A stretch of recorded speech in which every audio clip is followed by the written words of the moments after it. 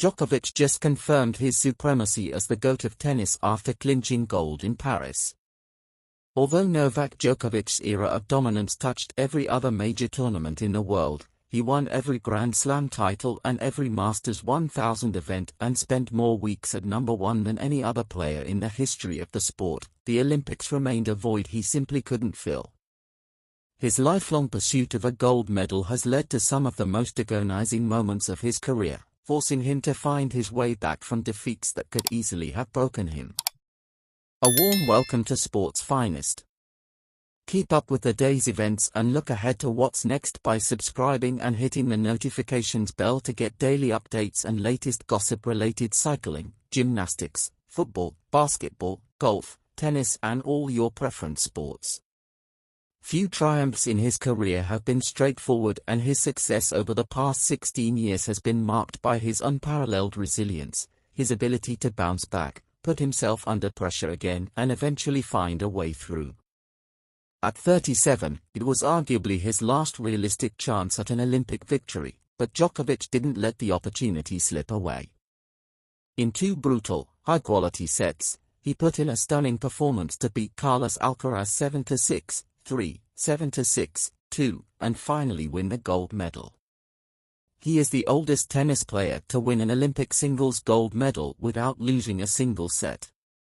While Djokovic previously considered his role as Serbia's flag bearer at the London 2012 opening ceremony the proudest moment of his career, that changed on Sunday. "It's beyond anything I could have imagined, hoped for, experienced and felt," he said.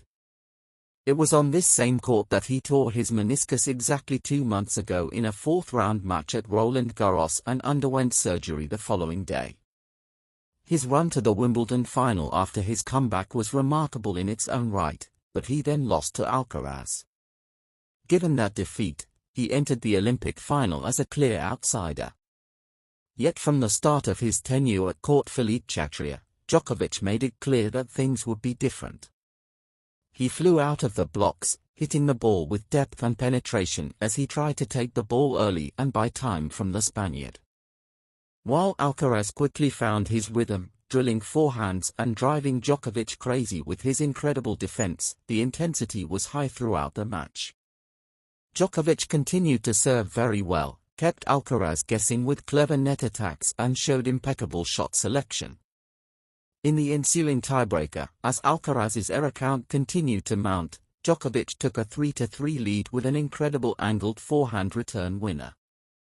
He never looked back, capping off the masterpiece of a 92-minute set with a full-force drop volley winner. While a drop in intensity after such a tough set would have been logical, Djokovic refused to give up and generated a breakpoint early in the second set on his opponent's serve. But Alcaraz matched his level throughout the set and they reached another tiebreak.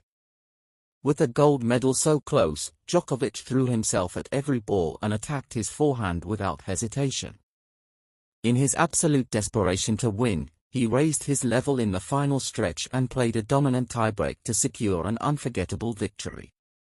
"I don't think I've ever, maybe, I don't know, a few times in my life, played at such a high level, with such intensity for 3 hours, in just 2 sets, he said.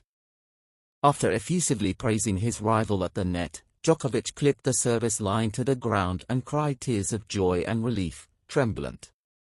He eventually went home and cried into his towel before going into the crowd with the Serbian flag and crying on the shoulders of his family and team members. When Djokovic celebrated his tears, Alcaraz had to cut his Eurosport interview short because he too burst into tears. Later, Alcaraz said his tears were because he thought he had all the Spaniards with his defeat.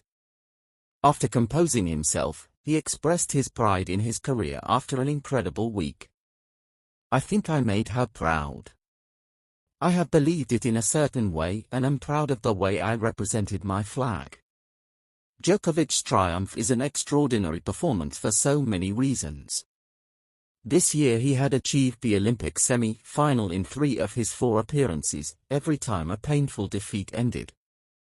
His Olympic dreams were so great that he could never have played with his usual clarity in the crucial moments of these events. This season was extremely difficult for reasons that go beyond his recent injury and had not won a title all year round. It was natural for him to wonder if he had reached a turning point in his journey and if age was finally catching up with him. Instead, his resilience has given him one of his greatest triumphs. Taking everything into consideration, this is probably the greatest sporting success I've ever had in my career, he said. Lawyers' teams for the rich and powerful are trying to stop us from publishing stories they don't want you to see. Lobby groups with opaque funding are determined to undermine the facts about the climate emergency and other established science. Authoritarian states that don't respect press freedom. Bad guys spread disinformation online to undermine democracy. But we have something powerful on our side. We have them. The Guardian is funded by readers like you in Cameroon, and the only person who decides what we publish is our editor. If you would like to join our mission to promote independent global journalism around the world, we would love to welcome you.